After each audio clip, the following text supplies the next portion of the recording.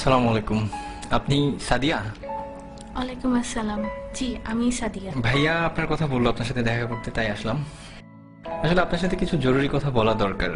এই মুহূর্তে আমার তেমন কিছুই নেই, চাকরি নেই, পড়াশোনা মাত্র শেষ হলো। সুতরাং বুঝতেই পারছেন বিয়ের জন্য যে একটা মানসিক প্রস্তুতি, তার কোনোটাই আমার নেই।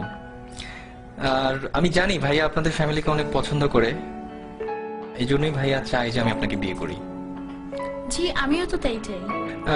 আসলে আমি আপনাকে কি বোঝাতে চাচ্ছিলাম আপনি হয়তো বুঝতে পারেননি। বাবা মা মারা যাওয়ার পর থেকে ভাইয়েরা আমার দেখাশোনা করেছে বা এখনো করছে, কিন্তু এই কৃতজ্ঞতা স্বরূপ তো আমি আপনার মতো একজনের ভবিষ্যৎটাকে অন্ধকারে ঠেলে দিতে পারি না। আপনি অন্ধকার বলছেন কেন? কিছু নেই বলেই তো আমি আপনাকে বিয়ে করতে যাচ্ছি।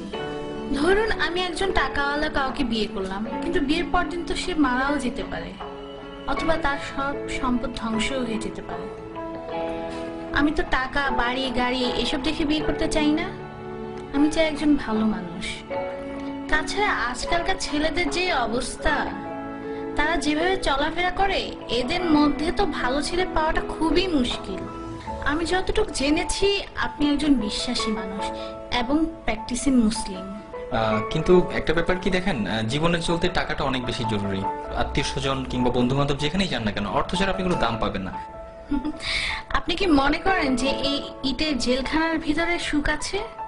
সেখানে আছে মোহ, আছে লোভ, লালসা আর নষ্টামি। তারা সম্পদের পিছনে ছুটতে গিয়ে নিজেদেরকেই হারিয়ে ফেলে। স্বামী স্ত্রীর মাঝে কোনো ভালোবাসা নেই। বাবা সন্তানকে দেখতে পারে না, সন্তান বাবাকে দেখতে পারে না। আমি তো এমন চাই না। আমি চাই একটুকু জান্নাত, যার তুলনায় এই দুনিয়ার সমস্ত সম্পদ খুবই তুচ্ছ। আমাদের বিয়েটা ছিল খুব সাধারণ। মসজিদে গিয়ে বিয়ে করলাম, এরপর কিছু জিলেপি কিনে গরিবদের মাঝে বিলিয়ে সারাদিন দুজন মিলে ঘুরলাম।